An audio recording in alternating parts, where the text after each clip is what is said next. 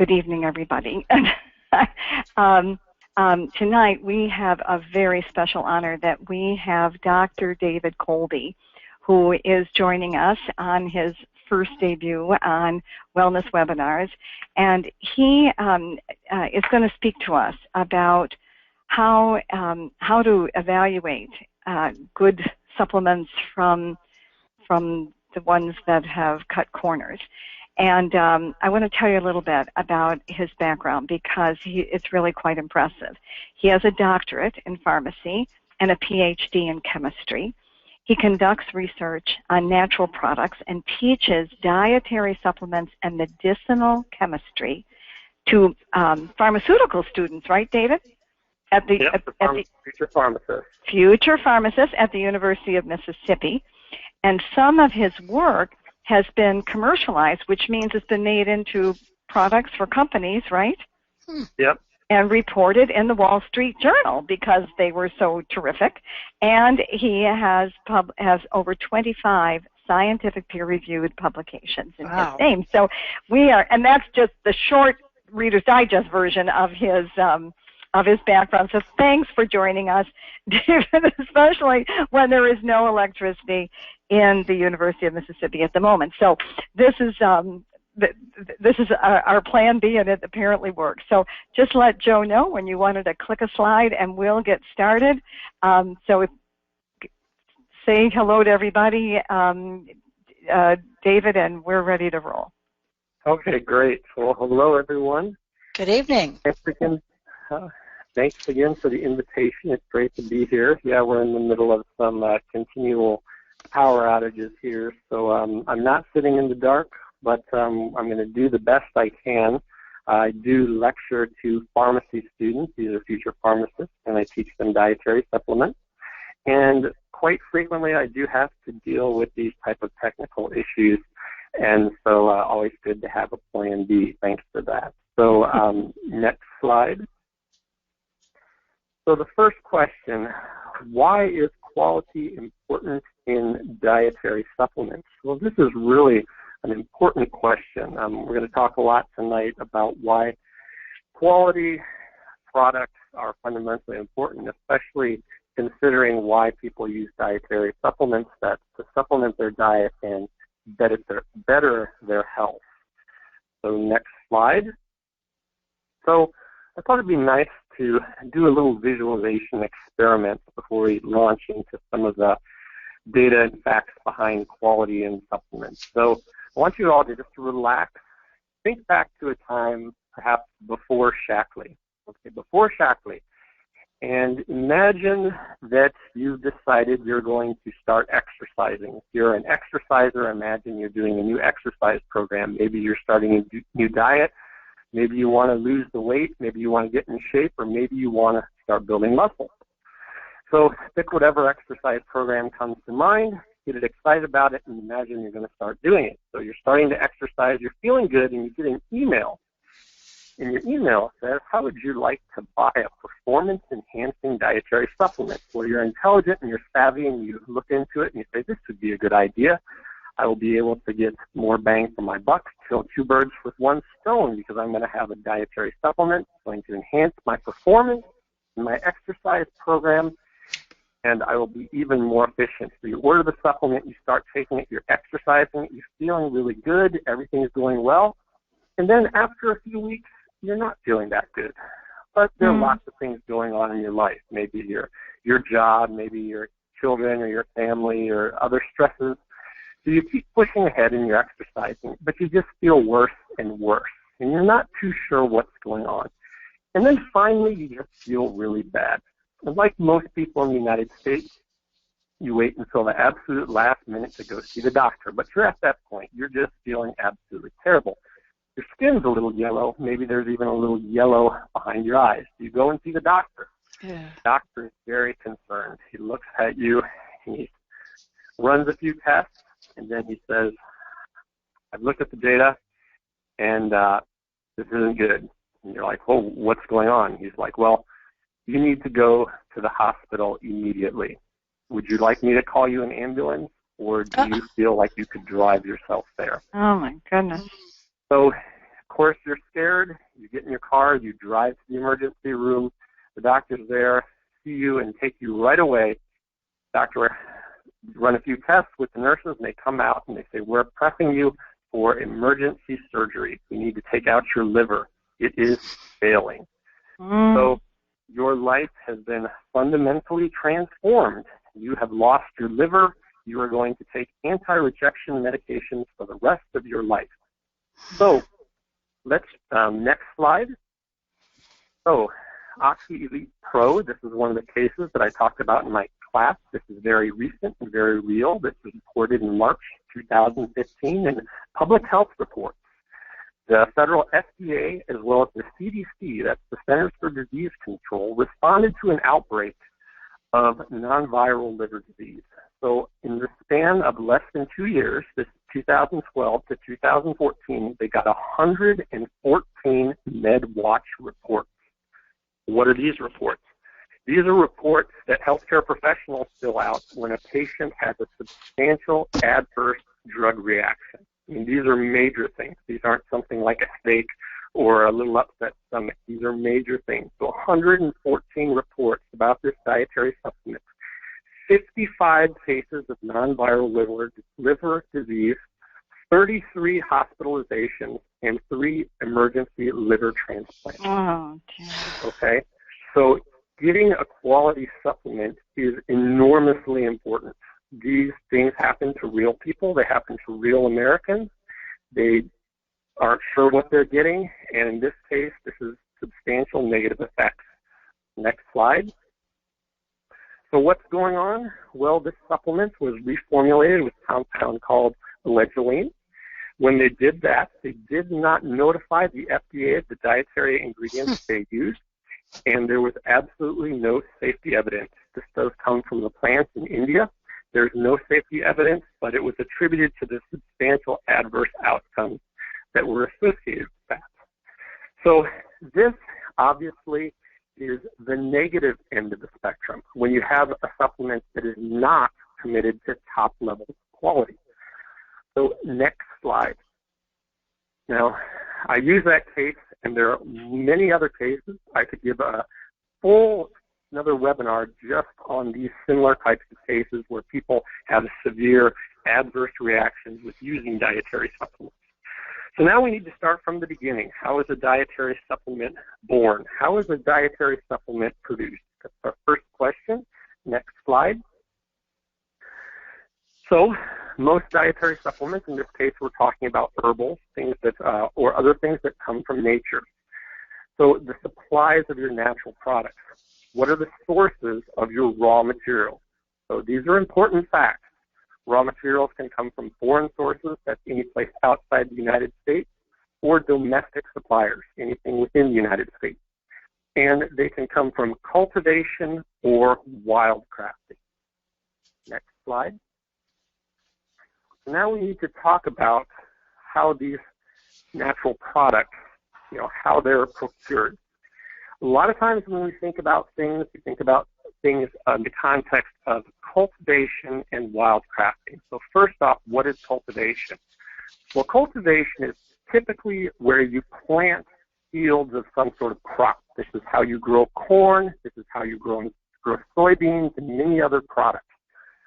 However, this is not how we get most dietary supplements. They come from wild crafting. Wild crafting is a tract of land that is basically untouched, but you have your product of interest. So you simply go there and gather it when you need it. Most dietary supplements, most herbs and naturally occurring products, they don't have a large enough market to really cultivate, so we wild craft them. So there are a couple of issues associated with them. So next slide, please. So cultivation, as I said, this is a picture of some nice Indiana corn. It's getting ready to be picked. We're going to talk about some of the issues associated with them. Next slide. So there's 3 things. The first one is when you have the cultivation of a natural product, you have a consistent supply. You know how much you're going to plant, you know what the yield is, and you have consistent feedstock. So you know what you're planting, and you know what you're getting. Very well-controlled environment. However, we have to think about what are the downsides of that. So in this case, if you're an insect and you like to eat corn, you've just found your heaven. So this is where all the insects are attracted to. So corn in this case would be susceptible to insects and disease. So in order to control that, you then apply insecticides and herbicides. You got to get rid of all those pests. Now, while obviously applying pesticides and insecticides aren't a good thing, in many cases, it can lead to contamination. In the context of a controlled environment, you know what you're applying and how much. Now, next slide. Let's compare that to wildcrafting. So here's a field that is virtually untouched. It's just nature growing wild. So next slide. In this case, you have substantial seed variation. So you don't know what's growing. You're not too sure how much you're going to get. The seeds can be resistant. They normally have to be resistant to disease and insects or they're going to die. However, in the context of wildcrafting, unlike a traditional field where you're visiting it quite frequently, sometimes once a day or even multiple times a day, in the context of a wildcrafted environment, you generally leave it alone. Now, this can be an issue because you don't know what's going on. That site could be subject to pollution or contamination. While this picture shows a nice picture of nature, find a field in nature, you don't know what's right beside it. There could be a huge industrial complex that's pumping pollution right into the ground. That's a major issue.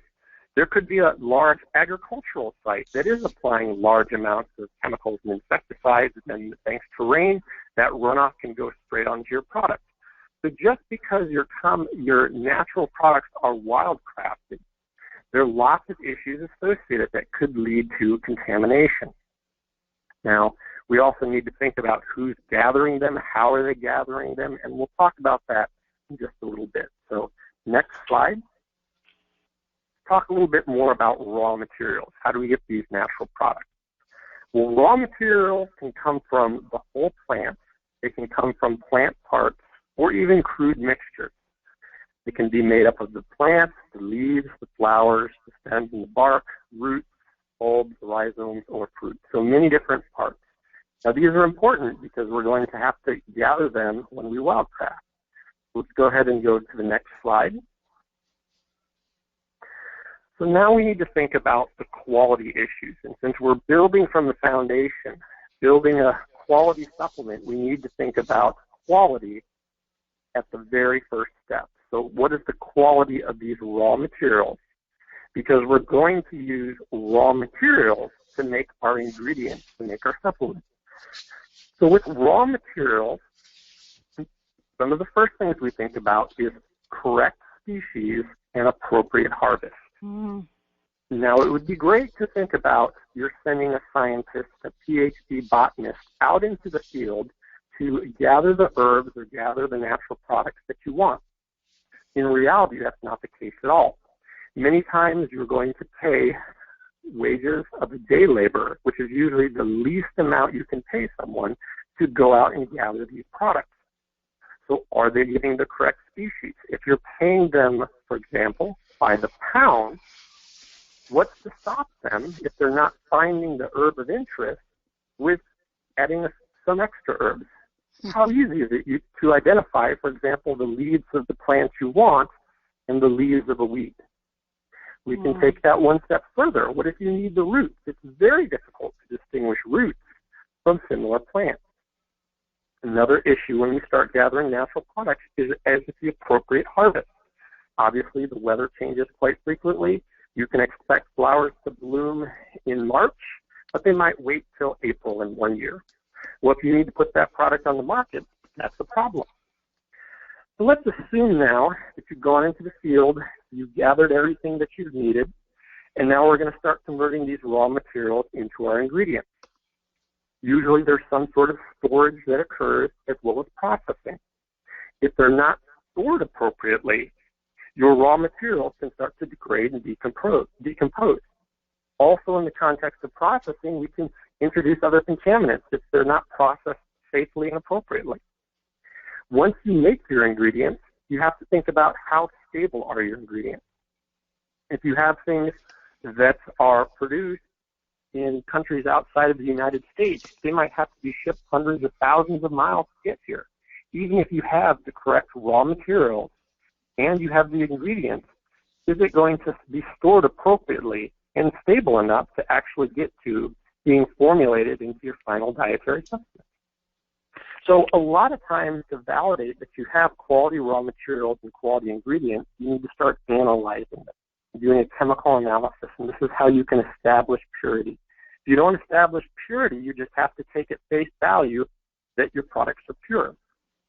The next thing for formulation we have for quality, we have to talk about formulation. Formulation is how you take your ingredients and turn them into a dosage form. Bioavailability, what does that mean? That means when you take your dosage form, in this case most supplements are taken by mouth, how much of those products actually get into your body. You want to make sure that you're getting the highest quality product into your body. These all are affected by these issues of quality. Okay, next slide. This is very complicated, David. Oh, yeah. There is a lot. Goodness. And I'm just skimming the surface. The surface. Oh, goodness. Yeah. Okay. All right. So It's really interesting. This is really fascinating. So trying to touch this in. So this is the thing. What can you use for indicators of quality? Well, manufacturers that are committed to quality, normally you want to start looking for lot numbers and expiration dates. Those may be your indicator of quality. So if you're getting a product that doesn't have those, that's definitely not going to be a good sign. So go ahead and next slide. So we've talked about raw materials, we've talked about ingredients, told you that we many times have to start analyzing these products. So how do manufacturers analyze dietary supplements? That's our next question we need to think about. Next slide. They use a variety of analytical tools. Equipment for quality analysis, there's infrared spectroscopy, GC, abbreviation for gas chromatography, MS for mass spectrometry, HPLC, high-pressure liquid chromatography, and mixtures of these, essentially alphabet soup. So the instrument that I have depicted on the picture in the slide is one from my lab. It is an HPLC used for determining what components are in a mixture. So Barb, you still there? Yes, you bet. I'm taking notes. Okay, make sure you weren't falling asleep. Let me ask you a question. How much do you think that HPLC in the picture would cost you? Oh, boy. 10,000? Try 50,000. Oh, jeez. So and it's not required to do that, is it? Nobody... Exactly. So when we start thinking about analyzing dietary supplements, it isn't required. So the HPLC that I have is probably your economy model. It's at a substantial academic discount. Good HPLC company is going to cost about $100,000, maybe even $250,000 for good HPLC. HPLC is generally one of the standard instruments that is used for analyzing quality. Now, another one that's very common is mass spectrometry. That's the MS right above it. Mass spectrometry is where you actually get the molecular weight of the organic compounds in the mixture. This is a powerful tool. It gives you a lot of good data, used extensively, can be coupled with HPLC. Good mass spectrometer, you're probably talking in the range of $250,000. Oh, good heavens. Now, they can easily run up to over $1 million. So you understand why companies leave this part out. Exactly. So one of my colleagues here at the University of Mississippi, he is an expert in mass spectrometry. He purchased an instrument that was just under $1 million so he could do his research. So you really need to realize, and I hope everyone on the call realizes, that to analyze quality, you have to make a substantial investment, even for some of the most basic tools. We're talking tens, sometimes hundreds of thousands of dollars. And if you want to do it right, you might need more than one tool. So you might have to put a lot of money into it. But the tools are only as good as their users. So you can think about Shaklee, they hire a lot of really good scientists. Well, scientists cost a lot of money. The ideal situation is you want to have expensive, top-of-the-line analytical tools staffed by scientists and technicians that can analyze your supplement, analyze the raw materials and the ingredients. Now, this costs, as I said, a lot of money, and this is going to be rolled into, ultimately, the cost of your supplements. Next slide. So this is the take-home message on the bottom of this slide. Manufacturers can analyze raw materials. They can analyze ingredients. They can analyze formulations. They can analyze all of the above or nothing at all. Oh, for Pete's sakes. And how would a consumer know? Exactly. No way. So when you went on the tour of the new Shaklee Research Center, did you recognize all of those equipments? Oh, yes. I turned to my wife, Rebecca, and I said, I can work in this lab easy. I can work in this lab. This lab will do, yes, okay.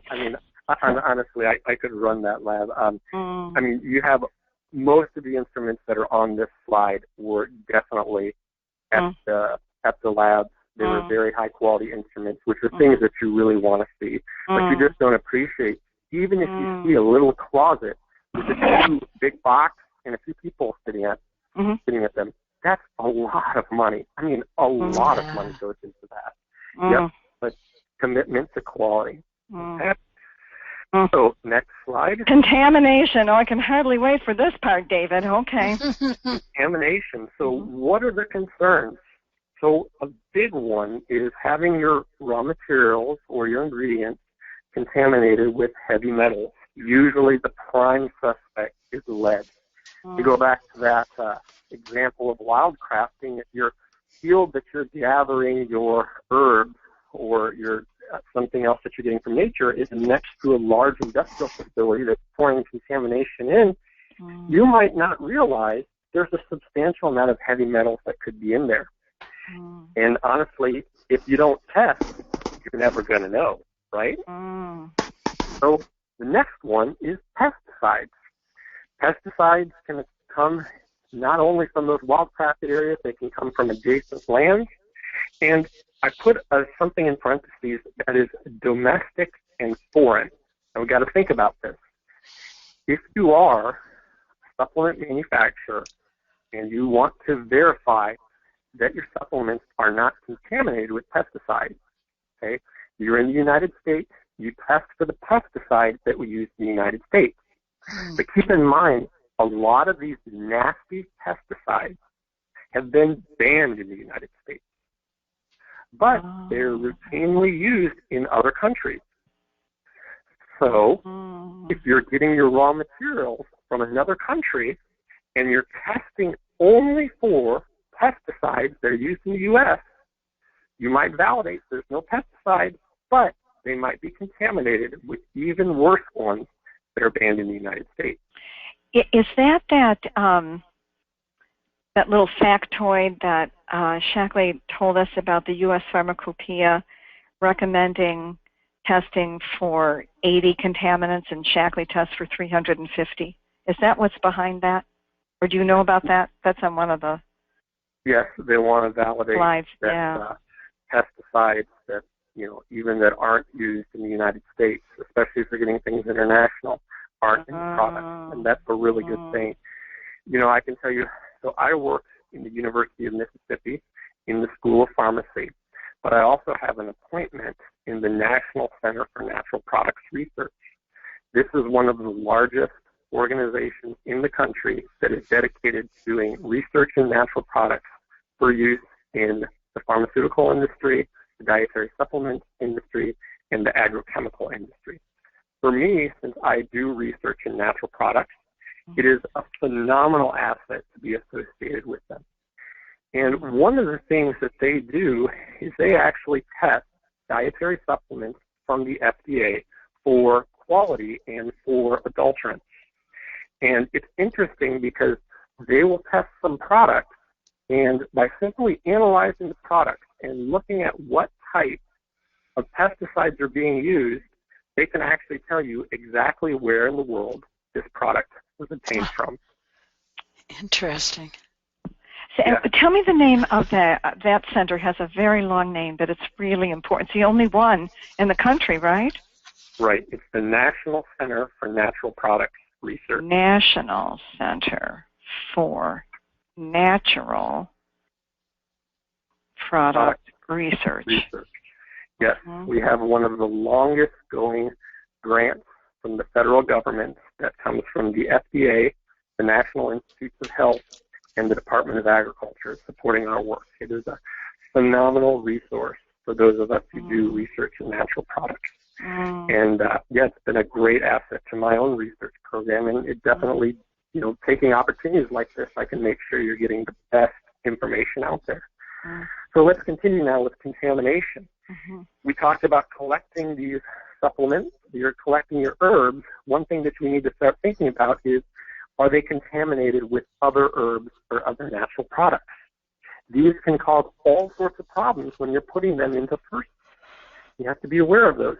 Also, if they're not stored appropriately, if they're not processed appropriately, if they're not formulated appropriately, or again, if they're contaminated with other natural products, they can have all sorts of microbes or even fungus. Okay? So, next slide. So this is something that you don't think about. If your products are contaminated, they can cause substantial issues in people with allergies. This can affect people with traditional allergies, such as seasonal allergies, people with food allergies, or people taking allergy medication. And a lot of times what's interesting is people won't attribute an allergic response, whether it be from food or, if you're getting reeds, that can definitely trigger an allergic response. They won't attribute it to a poor quality contaminated supplement, but it most certainly can cause those issues with breathing and also with GI. So contamination can really affect it. When I tell pharmacy students, when I talk to pharmacy students about how to think about dietary supplements, I always warn them that if you have a patient that has substantial allergies, if they're on allergy medication, and they're starting a new supplement, if it's not a quality one, you have to warn them. If you have an allergic response, you got to stop that supplement. And that's just contamination. So next slide.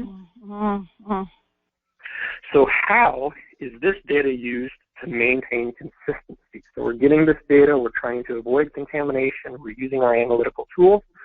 Let's go ahead and go to the next slide. Let's look at some published data.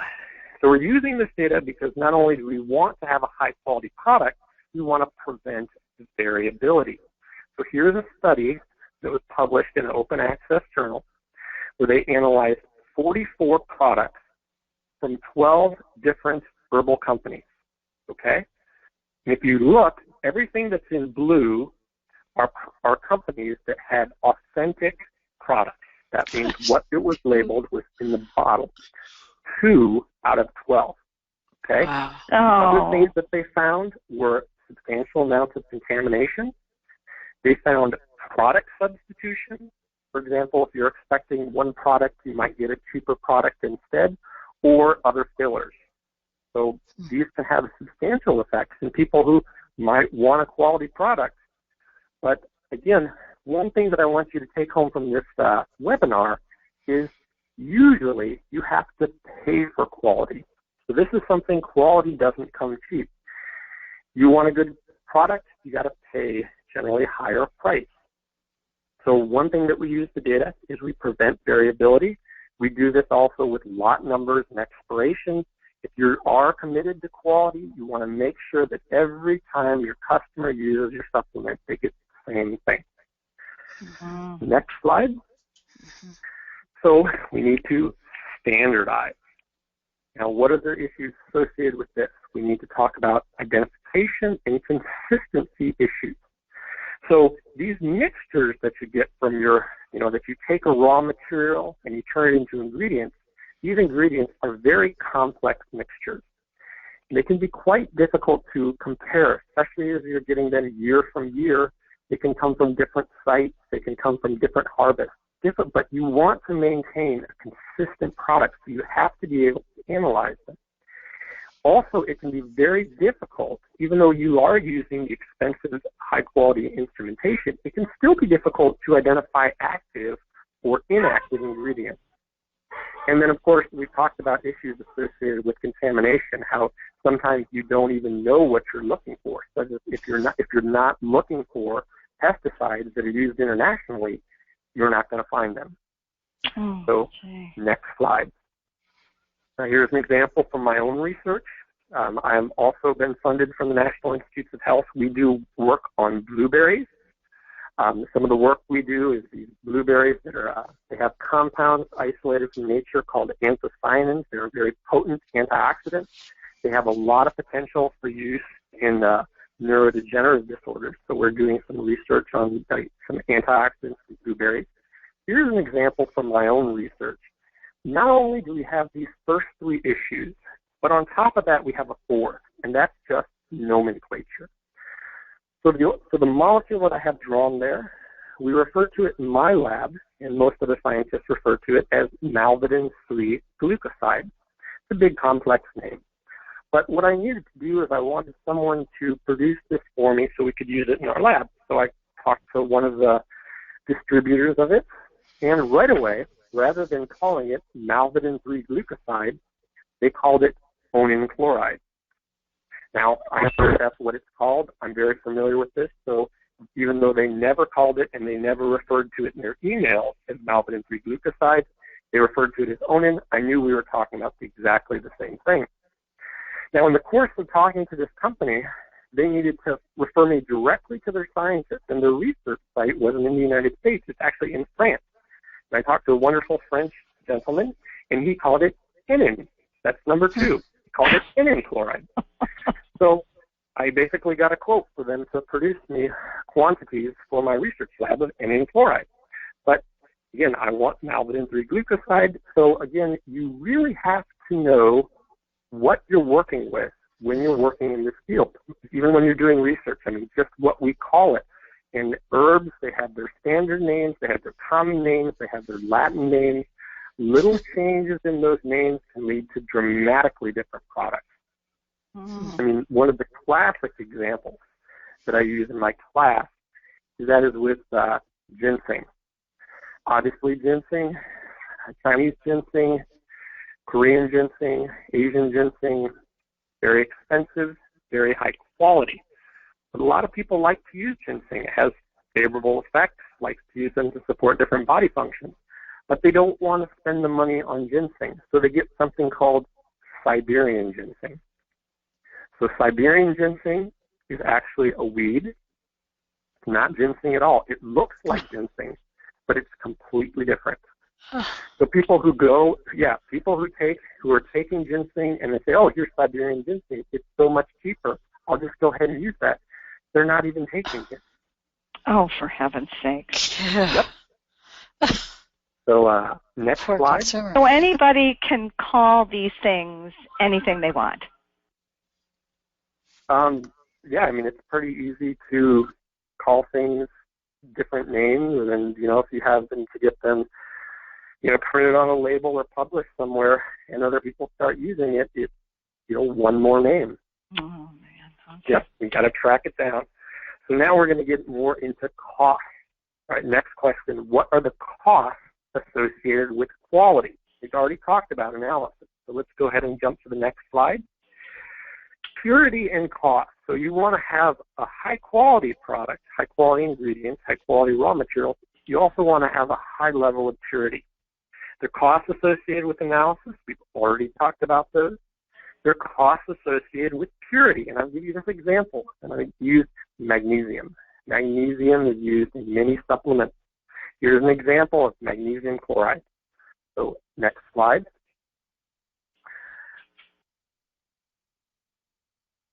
So these are data that I pulled directly from chemical companies. You want to order magnesium chloride. So 98% pure is going to cost you about 50 cents a gram. 99% pure costs 68 cents a gram.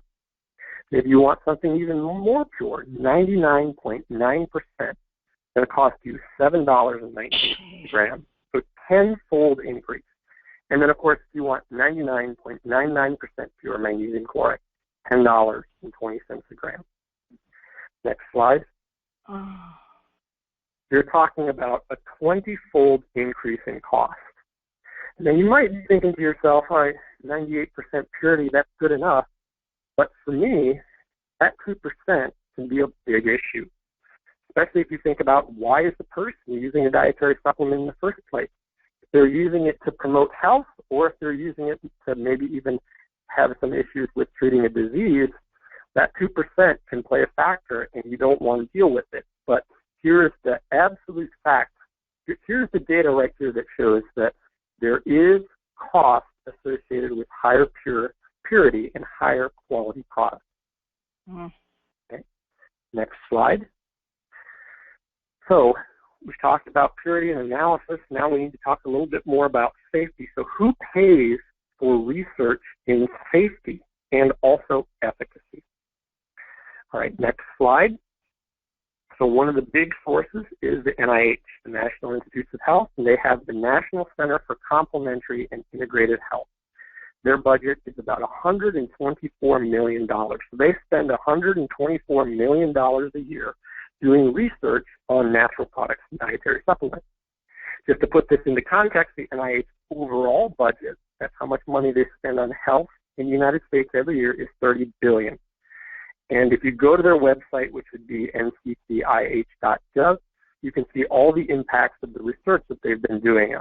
Some of the things that have been attributed to their work and their funding efforts are identifying the drug-herb interactions associated with St. John's wort. There are over 30 clinically significant drug interactions associated with using that. Fish oils, they made a massive contribution for identifying that fish oil can be used to prevent complications in cardiovascular disease. Next slide. Sounds like a good group. Yep. Office of Dietary Supplements, also part of the NIH. Their budget's about $27 million. I put this up so you can see what they've been investing in. This is fairly recent data. You can see that they invest in botanicals, vitamin D, fatty acids, all sorts of things. Usually what the Office of Dietary Supplements does is they look and they see what are the top-selling dietary supplements, what are most people in the United States using, and then they invest their research dollars to see if they're using them appropriately. Next slide. So that's the federal government. That's what they're doing with their tax dollars to make sure that you get, that we know something about these products and they're associated with safety. Now let's talk about what the supplement industry does. So I need to talk a little bit more about research in the supplement industry, and I've divided it into two categories. The first one is going to be clinical and basic research. So first off, we're talking about clinical trials. That's doing safety and efficacy studies in humans. These are extremely expensive. Doing efficacy studies or safety studies in humans, you're running a clinical trial, you need physicians, you need nurses, you need pharmacists, you need patients. These can cost tens of millions or even hundreds of millions of dollars to do. You can do safety and efficacy study in animals. You can do studies in humans to understand bioavailability. You can understand medication interactions or even mechanism of action. All of this costs a lot of money. You can also look at your product itself. Formulation, how well did you put it into that dosage form? Is your dosage form, is it bioavailable? What about quality assurances and quality control? So next slide. All that's real expensive. Yes, but manufacturers are not required to provide any scientific evidence for efficacy or safety. So think about that. In the supplement industry, you can put a product on the market. You don't have to make any investment in knowing whether it's a high quality, whether it's high purity. You don't even have to do any research to understand if it's safe or if it has potential for use in what you're trying to give it to be used for. But you need to distinguish the companies that do invest. They need to get some return on that investment, and usually that comes in distributing a higher quality, usually higher priced product. Okay. Where are we at? Wow. Okay, so Next slide. What is the market for dietary supplements? I know we started a little bit late, so I'll wrap things up here. We're fine. You're doing great. We're fine. We're fine. Keep going. This is terrific. All right, so what is the market for dietary supplements? This is good information. I'm just going to put some snippets in here. So next slide. This is 2013 industry sales in the United States. This comes from the Nutrition Business Journal, and I'll use Barb again as my guinea pig. So the total prescription drug sales are about $330 billion. Oh, mercy. The total over-the-counter drug sales are $30 billion. So what do you think the market for dietary supplements in the U.S. is? Oh. It's not going to be $326 billion. $2 billion? $3 billion? So let's hop it to the next slide. It's about $32.5 billion. Wow. So the thing that's interesting about the supplements industry is, unlike the pharmaceutical industry, which right now has been really stagnant, it's really no major growth, just usually sideways growth. The dietary supplements industry has really been exploding. The supplement industry now, we sell more in the United States on supplements than we do over-the-counter medications, and that's going to continue to rise above our over-the-counter drug sales and, start approaching even larger numbers. So it is a big chunk of spending in the United States. All right, next slide. Big and growing then. Oh. Yep, big. And well, that's the good news. Okay. Yep. Yeah, people get it. So this breaks it down. If you want to see this, again, more data from the Nutrition Business Journal, where are people investing this $32.5 billion, in 2013? The major share, the major slice of the pie is going to be vitamins. That's going to come in about 1/3. Herbs and botanicals, those are your non-vitamin share. That's the largest non-vitamin share. Specialty, just so you know your specialty, which is that orange slice, that's also natural products. But they're not herbs. So you're talking about your fish oils, your glucosamine.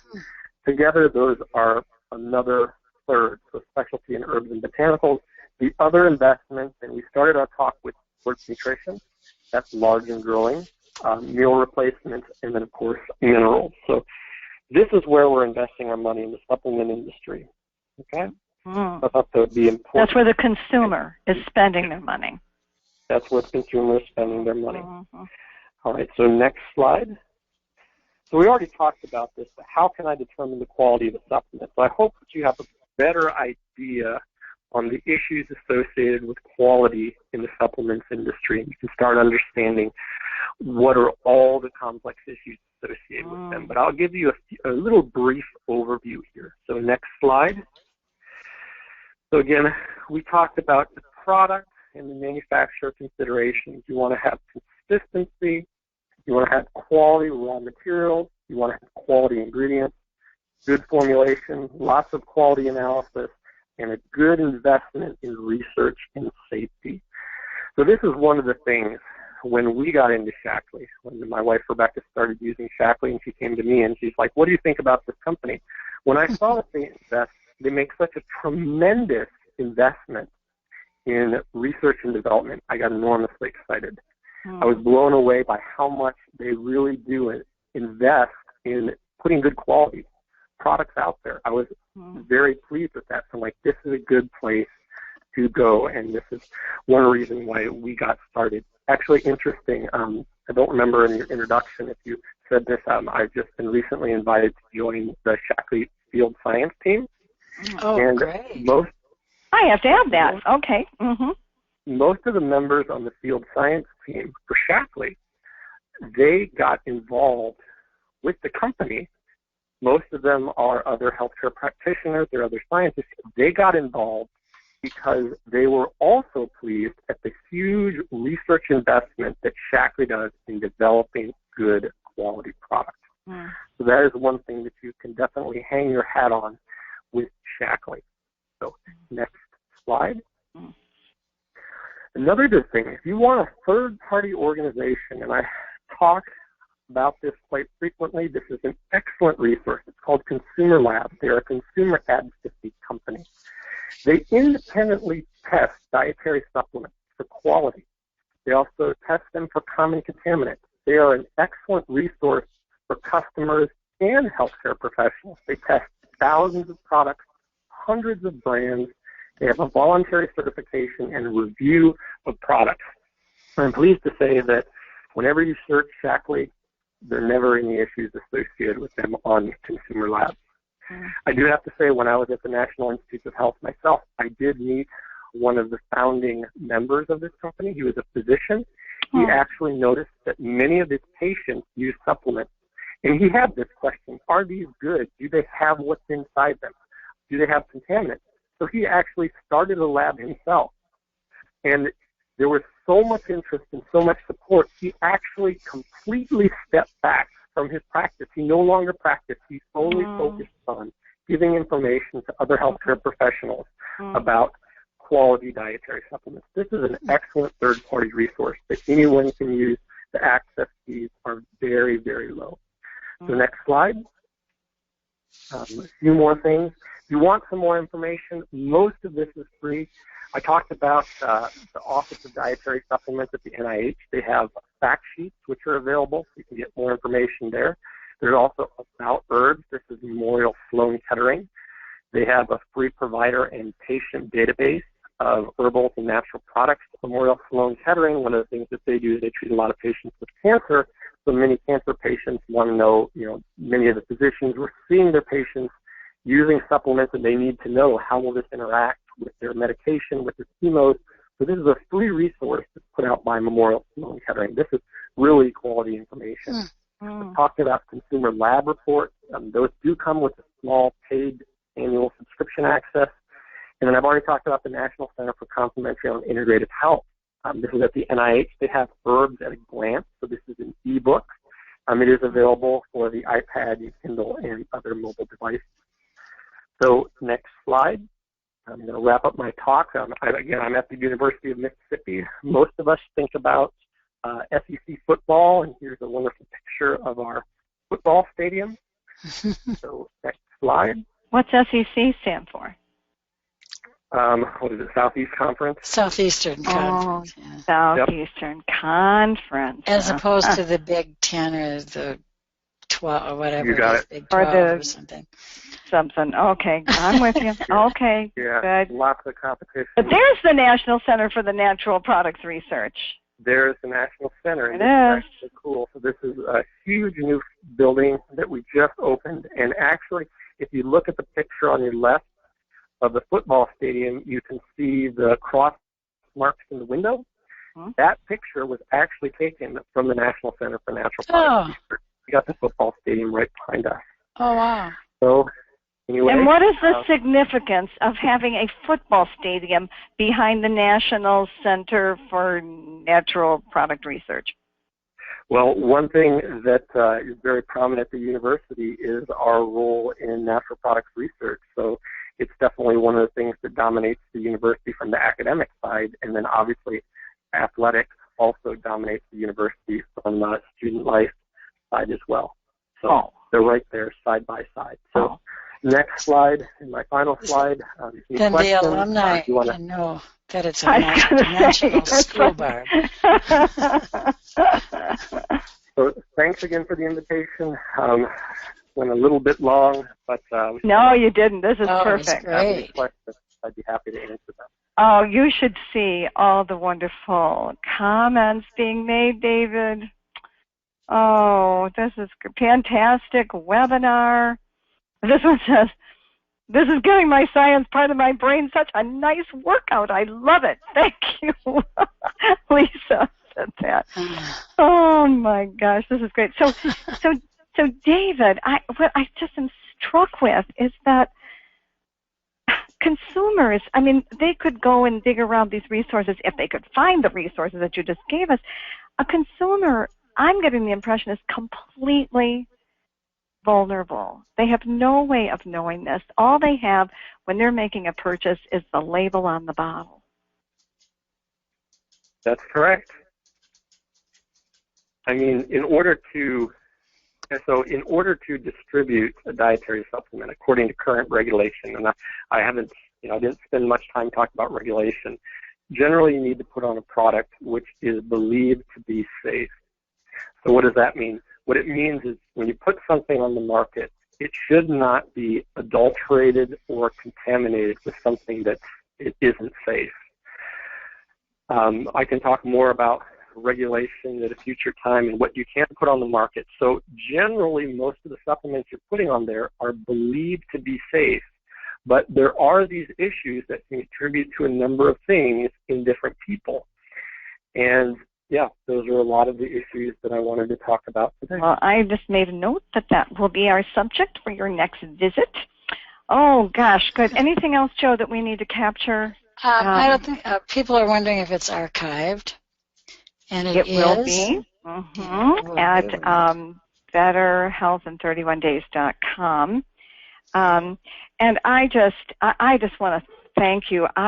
This was excellent. Yeah. It's a very, I realize that Dr. Daggy and Dr. McManus tell us all the time about all the tests that Shackley does, but you don't realize when they're saying that not everybody is doing that. And I'd be really interested in knowing how many companies actually do this, go to the extent that Shackley does. It is so unusual. And when you consider all they do and all the money they spend on our research and development side, I feel like our products are a deal. They're just what we get for what it costs us is nothing. I think back over its 40 years I've been using these products, and I was so sickly when I came into Shackley. And when I think, if I had to add up all the money that I've spent on medical bills of any kind, medication, doctor visits, anything like that, I would be surprised if it was even $500 over the last 40 years. I just don't. I never take medications. The expense of childbirth, I suppose, that would be, but that's it. And I chose to spend my money on prevention and on these supplements and on good food, and that, gosh, I'm 69. I look at my health today. I'm so grateful. And I didn't know half of what you just told us, David, and to think, somehow you think there's an angel that watches over you and guides you to a company like Shackley. It's really, I really feel blessed that happened and that you have landed amongst us. You are just such a jewel. Oh, my goodness. Anything else, Joe, that we need to... a couple quick questions. Are there any concerns with synthetic forms of a vitamin versus those naturally occurring as found in nature?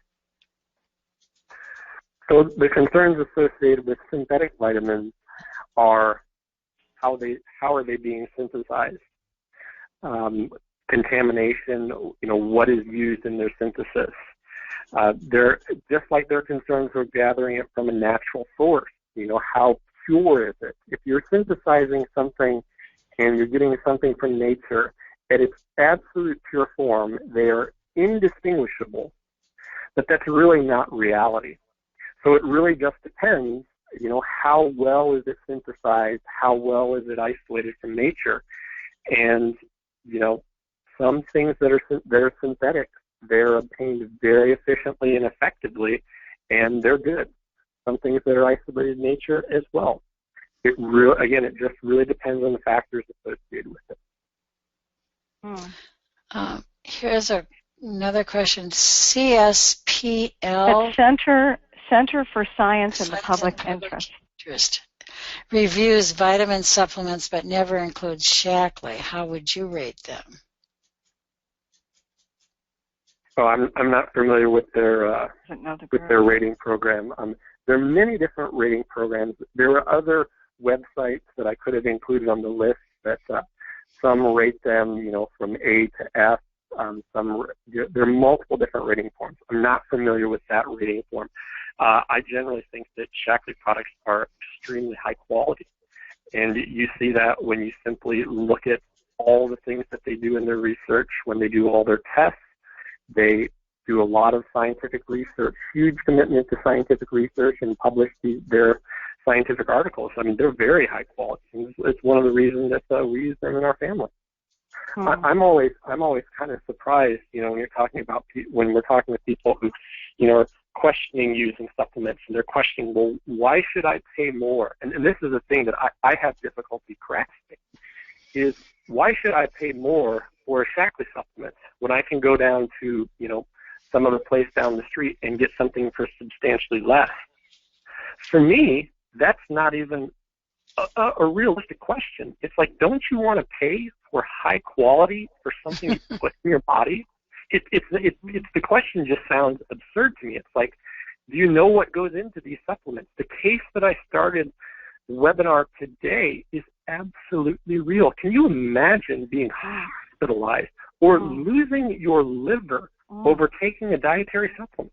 Because it was cheap. Yeah, because it was cheap, and they just put something in there to formulate it. And you think about that. So I think they're very high quality, and yeah.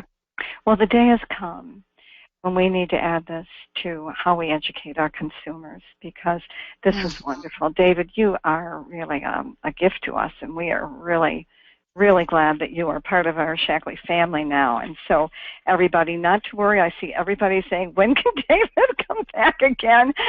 And so, tomorrow morning we'll have you back. So we're putting the schedule together for 2016, and he will be in, I think we already looked at that. He's coming early in 2016. I think it was February. We have our next one. So, and Barb, let's just remind people that these, the slides, the PowerPoint will be up at Better Health in 31 days. We don't send anything out from the Monday Wellness webinars. Right. That's right. Yeah. That's a password protected website. It's a paid by subscription to the webmasters who maintain that for us, and we thank them for that. So thanks everyone for joining us. What a splendid presentation this was. And let me look real quick and see if I know what our next week is. Oh, next week is Bob Ferguson, and he is doing a webinar for us called Key to Shaklee Supplements Key to Long-Term Health. Oh, very cute. So he'll be coming, actually. He's done a lot of research using Dr. Daggie's slides and really expounding upon them. They're really quite good. So thank you, everyone. Have a great week. And thank you again, David. We'll be in touch. Thank you. Everyone. Good night. Good night.